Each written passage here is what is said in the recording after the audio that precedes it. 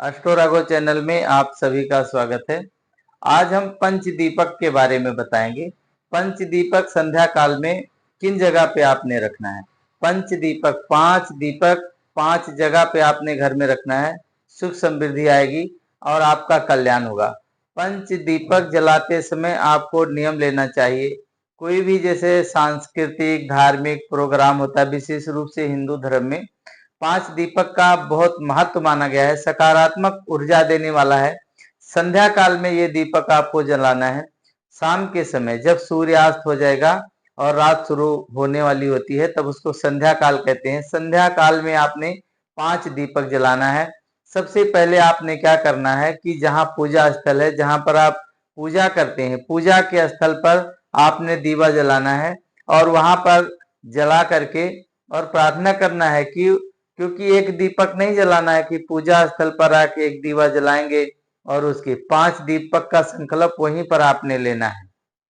पूजा स्थल पे आपने पांच दीवा जलाने का संकल्प लेना है और उससे भगवान की आराधना के साथ में घर की जो है सकारात्मक ऊर्जा के लिए प्रार्थना करना है। किसी प्रकार की निगेटिव एनर्जी होती है वो भी आपके घर से निकल जाएगी, दूर हो जाएगी। बस क्या करना है, श्रद्धा विश्वास के साथ में जैसे जैसे हम बताते जाते हैं उसी प्रकार से सारा जो है पूजन आपने करना है। तो पूजा स्थल पे आपने एक दीवा जलाना है। दूसरा दीपक आपने कहाँ जलाना है, मुख्य द्वार पर जलाना है। वहां भी जो है आपने पंच दीपक का ध्यान करना है और वहां पर भी आपने भगवान की आराधना करना है और भगवान का ध्यान करना है। मुख्य द्वार पर दीपक जलाना सबसे शुभ माना जाता है। और जब हम मुख्य द्वार पर दीपक जलाते हैं तो महालक्ष्मी का आगमन होता है। महालक्ष्मी की कृपा हमारे को प्राप्त होती है, क्योंकि घर में हमारे सुख समृद्धि आती है। पहले, अब नहीं जलाते, पहले पुराने जमाने में संध्या काल में एक दीपक जो है मुख्य द्वार पर जलाया जाता था। मुख्य द्वार का दीपक जलाना सुख समृद्धि दायक होता है। और फिर तीसरा दीपक आपने कहाँ जलाना है, रसोई घर में जलाना है।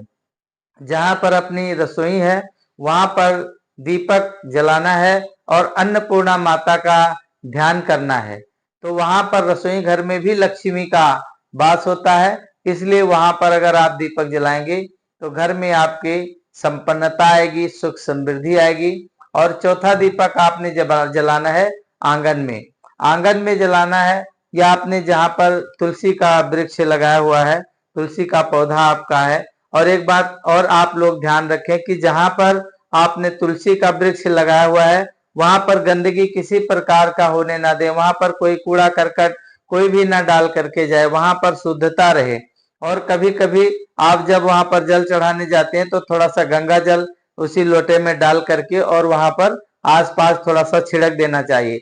उसका जो है वातावरण वहां पर शुद्ध होना चाहिए, जिससे तुलसी माता की कृपा आपको प्राप्त होगी और पवित्र और शुद्ध माना जाता है। और अगर कोई घर में दीपक जलाता है, दीपक घर में जलाने का मतलब है जहां पर आपके घर में तुलसी का स्थान है। तुलसी का स्थान जब है तो घर में शुद्धता जरूर रखना चाहिए, इससे आपके घर में महालक्ष्मी का वास होगा। और पांचवा स्थान होता है जल का स्थान, जहां पर हम वरुण देव का कहते हैं।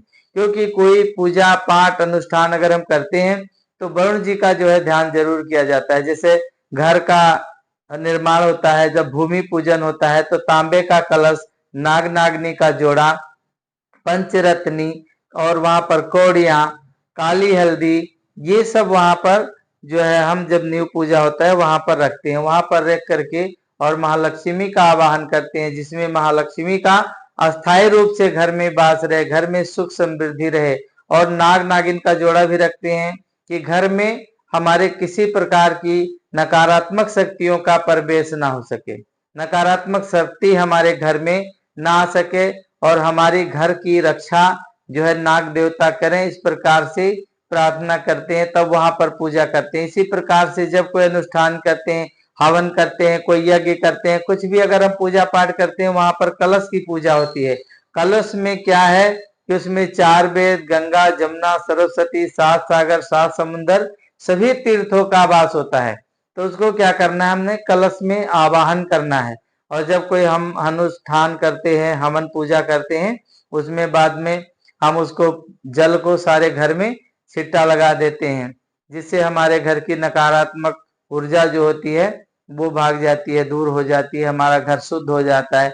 तो इसलिए पांचवा जो स्थान है वो जल का स्थान है। तो जो ग्रामीण लोग हैं, जहां पर कुआं रहता है तो कुएं पर दीपक जलाना है, या आपका नल है, हैंड पंप है जिससे आप पानी निकालते हैं, वहां पर जलाना है।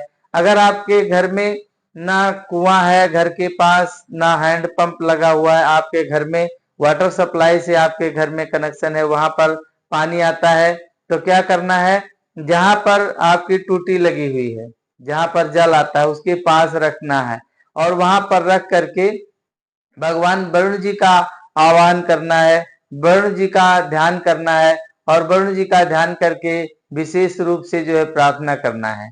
तो ये पंच दीपक का जो नियम है आपने जब करना है, 5 स्थान, एक बार मैं फिर सभी स्थानों को बताता हूँ। सबसे पहले पूजा स्थान, पूजा स्थल, जहाँ पर हम घर में पूजा स्थान बनाए हुए पूजा करते हैं, वहां पर हमने दीपक जलाना है।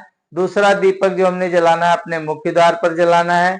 तीसरा दीपक हमने रसोई घर में जलाना है। चौथा दीपक हमने आंगन में या तुलसी के पौधे के नीचे जलाना है। और पांचवा हमारे को जल स्थान में जलाना है। इस प्रकार से अगर आप पंच दीपक जलाने का नियम लेते हैं तो आपकी जो भी मन की धारणा है वो आपके मन की धारणा पूरी हो जाएगी, आपकी मनोकामना पूरी हो जाएगी, महालक्ष्मी का घर में वास होगा। और अधिक जानकारी के लिए हमारे एस्ट्रो राघव चैनल को आप लोग सब्सक्राइब करें।